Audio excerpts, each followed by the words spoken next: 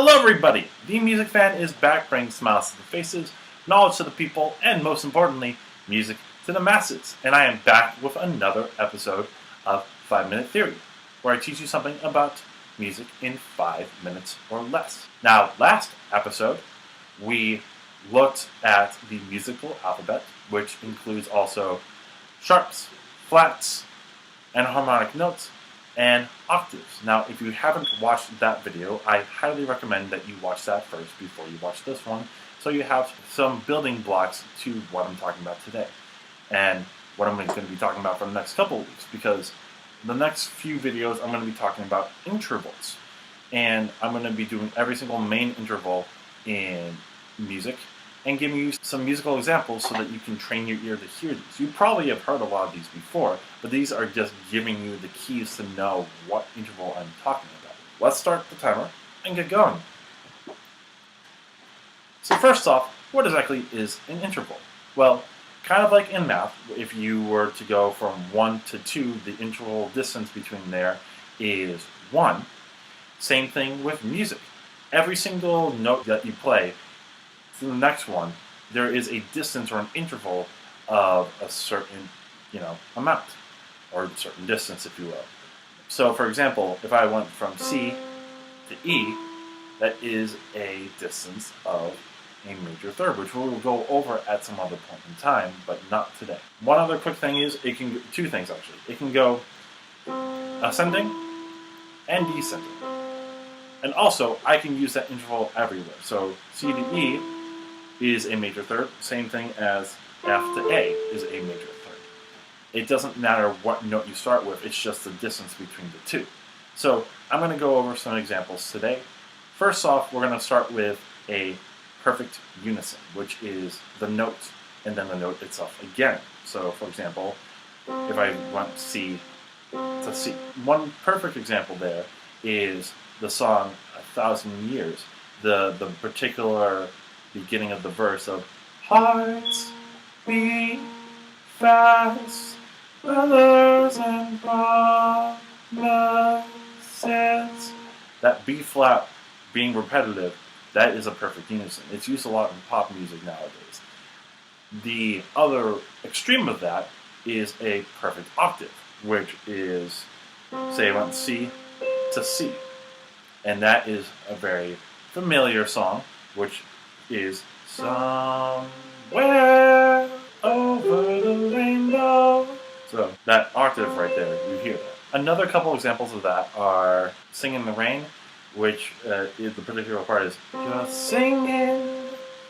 singing in the rain.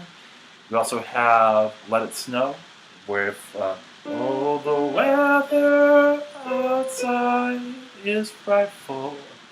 And then also the Christmas song, which is chestnuts roasting on an open fire. Going up from there, we have the interval of a minor second, which if I was going from C, you go to D flat or C sharp. Couple examples there. Jaws.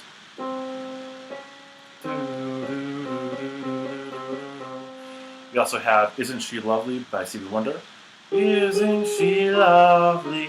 Has both ascending and descending minor second. We also have A Hard Day's Night, which uses a run of ascending minor seconds. So, but when I get home to you.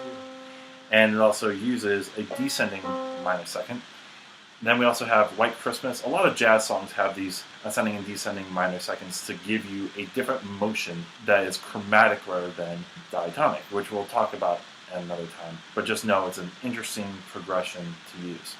So you can go, I'm dreaming of a white Christmas. So it uses 2 ascending minor seconds.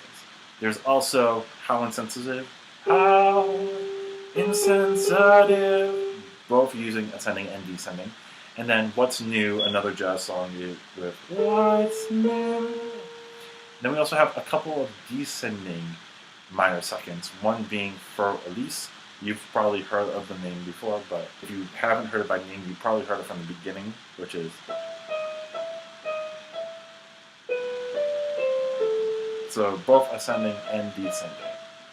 And then Joy to the World, which is used as a descending, basically at the end of a scale. So, joy to the world. So, that idea.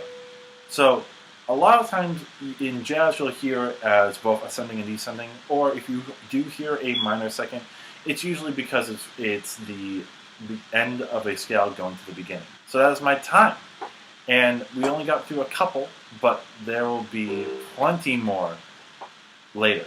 I have at least 10 more different ascending and descending ideas to go over. So if you do enjoy this, let me know. Tell me in the comments some of your favorite songs with ascending and descending minor seconds, as well as some of your favorite perfect octave movement as well. And then from there, just subscribe to my channel if you do find this interesting.